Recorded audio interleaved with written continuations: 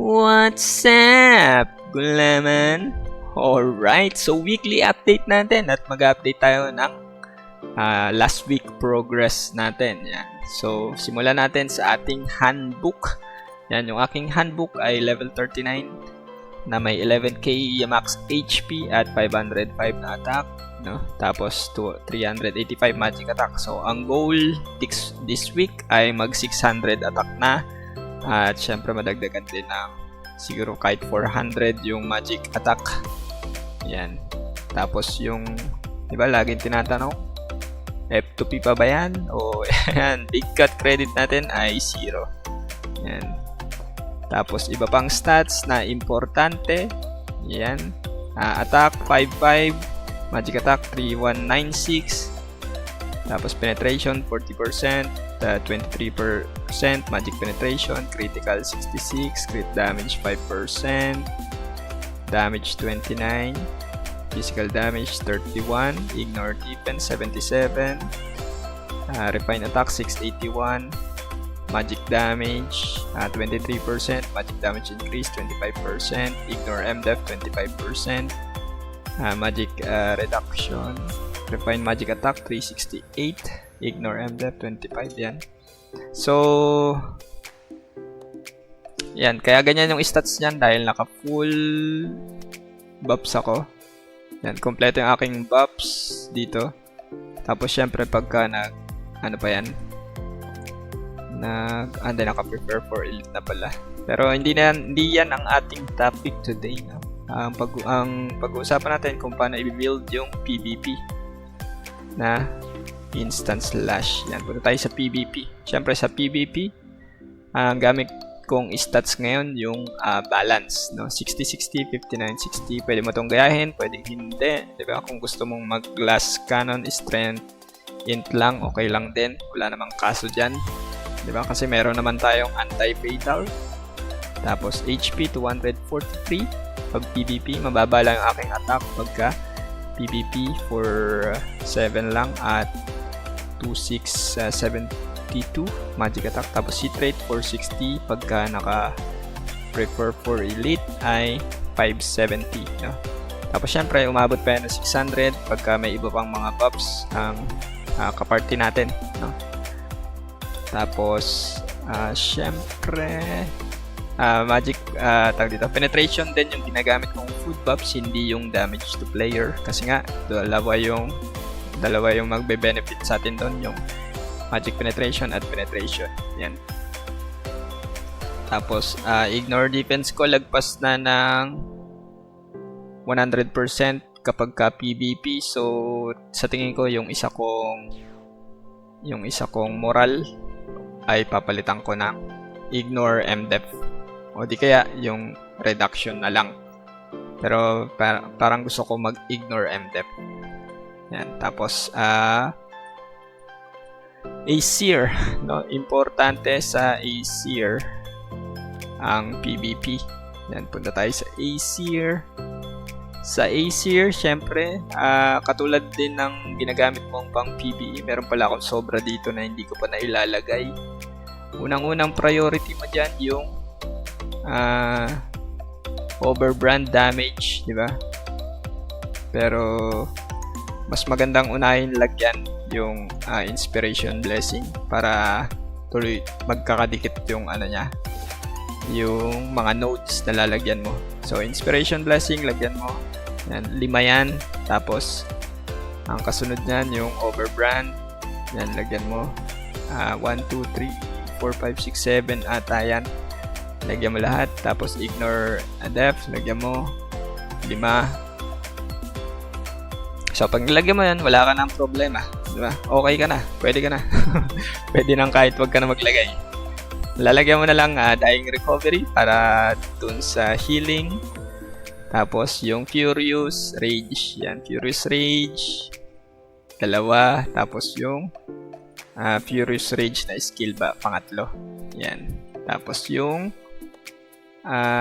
sa damage pa, no, kung nakukulangan ka sa damage, lagyan mo yung Retribution, di ba? Di ko pa nalalagyan. Lagyan natin. Tatlo dito. Ito isa.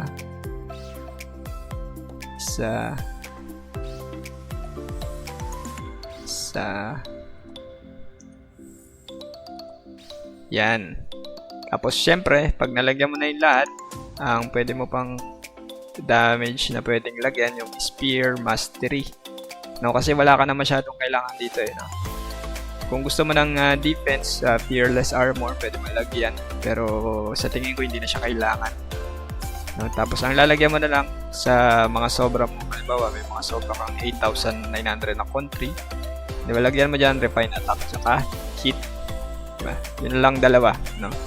Yung attack, hindi mo siya priority. No? Simpleng explanation sa pagka PvP kasi, mas maraming mga percentage attack damage reduction kumpara sa kumpara sa Refine Attack kasi hindi siya tinatablan or apektado ng attack damage reduction na mga debuffs Pero syempre, yung Refine Attack, apektado siya nung Refine Armor. Yan. So, mas maganda yung Refine Attack sa PvP kumpara sa attack. Syempre, pag mataas yung Refine mo, malaki yung damage mo sa mga normal players, no? Yung mga F2P din na kagaya mo. Pero kung, syempre, yung mga whales, naka plus 15 yun, no? Huwag ka na mag-expect na mas magiging mataas yung damage mo.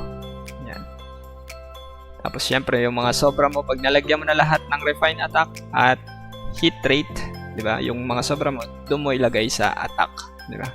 Kung wala ka nang lalagyan talaga. Yan. So yung 8k ko na yan, lalagay ko na yan sa attack, di ba?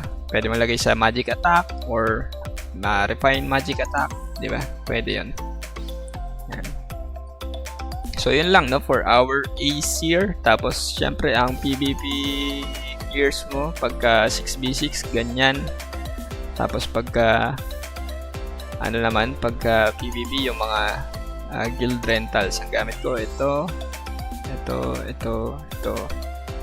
Yan. So kahit ano naman pwede mong gamitin, diba? Bahala ka na lang sa buhay mo kung anong trip mo sa buhay, diba? Lahat naman yan may silbi. Tulad nga sinasabi ko sa Royal Guard, kahit anong stats mo makakatulong, no? May silbi, wag lang yung range attack, yun lang yung walang tulong, no? Kasi hindi naman tayo range, melee tayo. Yan. So ito yung gamit ko, magic reduction, demi-human reduction, auto attack. Itong auto attack, gumagana to sa auto attack natin. Tapos syempre kung meron kang laging tanong ng mga players kung ano ba yung dapat, instant flash ba or seize the chance or auto attack, di ba? Kahit ano, pwede mong ilagay diyan ang kagandahan lang sa auto attack, di ba? Hindi ka apektado ng global cooldown, di ba? Kumpara sa instant slash. So halimbawa, lagay natin dito yung auto attack at instant slash. Tapos banat tayo. sa mga mobs, no? So, habang umatake ka pag normal attacks, yung wala kang cooldown, no?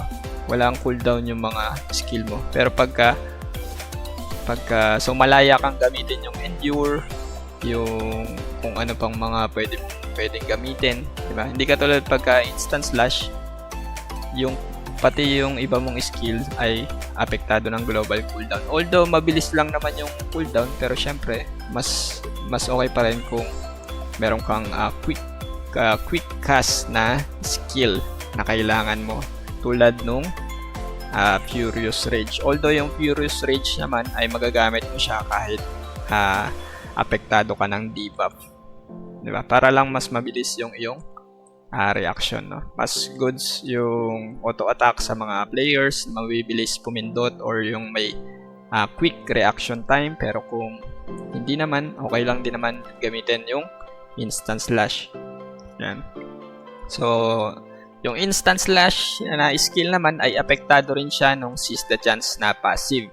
So, wala magiging problema doon kung hindi auto-attack yung gagamitin mo. Magpataas ka ng attack speed at crit damage, okay pa rin yun.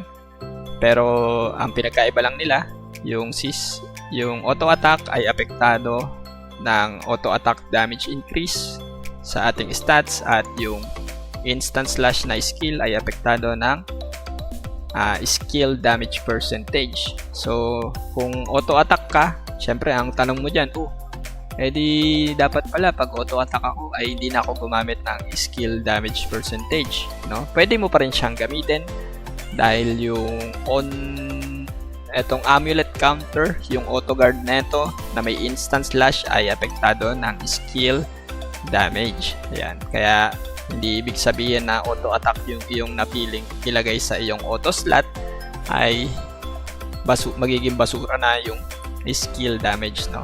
May tulong pa rin siya, no? At syempre, yung auto guard ay madali siyang ma-proc sa guild versus guild or War of Empyrean dahil sa sobrang daming aatake sa'yo doon. So, magpo-proc siya na magpo-proc. So, okay pa rin siya yung skill damage. So, yun lang, no? For our skill guide, diba? Yung auto mo lang dyan, laging tinatanong pa rin, diba? Auto guard, endure, o kaya tanggal mo yung auto guard, lagay mo endure lang, diba? Tapos mag-manual ka ng mga skill mo. Yan.